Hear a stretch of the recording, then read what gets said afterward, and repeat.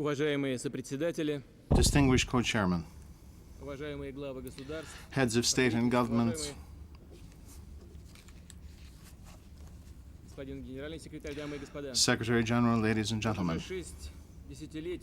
For 6 decades, the destiny of this world has been inseparably bound to the work of the United Nations, the contemporary and one of the brightest symbols of the victory over Nazism.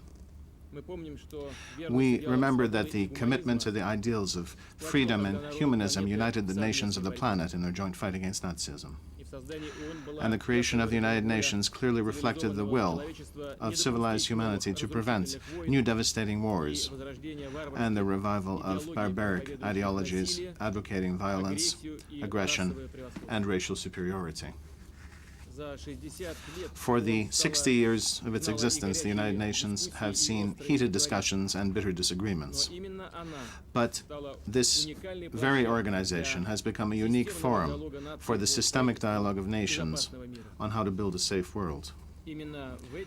These very walls have seen the birth of many ideas of détente, as well as a joint search for and establishment of the foundation for a new, fundamentally new confrontation-free world order.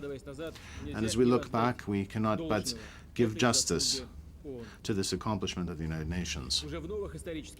In the new historical context, the experience, authority, and its supreme legitimacy of the United Nations enable the organization to play its indispensable, truly unique role in global policy, economic, and humanitarian cooperation.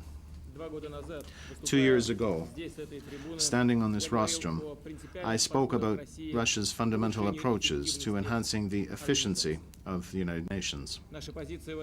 Our position on this issue remains consistent and intact.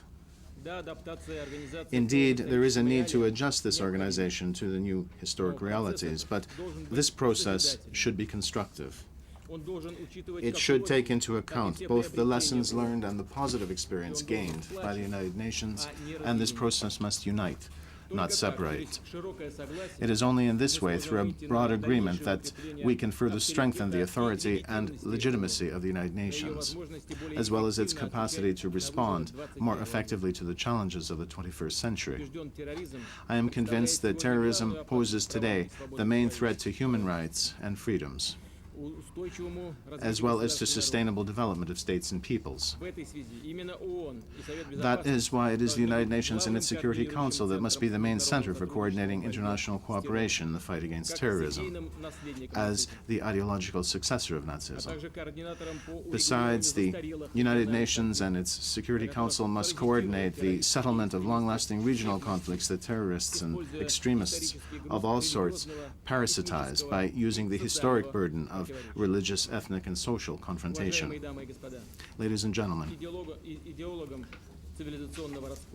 it is not only through the concerted actions of states that we should counteract the ideologists of the split of civilizations and terrorist aggression. It is of principal importance that the broad potential of civil society, the mass media, cultural and humanitarian cooperation, as well as of equal interdenominational dialogue be engaged. Who else will take the role of coordinating and organizing this work but the United Nations? And in doing so, it can rely on support of all the member states, as well as on the cooperation of influential international organizations and entities of regional integration. Russia intends to increase its participation both in international crisis response action and in promotion of development and progress. Presiding the G8, Commonwealth of Independent States, and the Council of Europe next year, we will continue joint work in this important area. Ladies and gentlemen, in conclusion, I would like to wish success to the summit. As for the United Nations, to augment its influence and authority in the international community.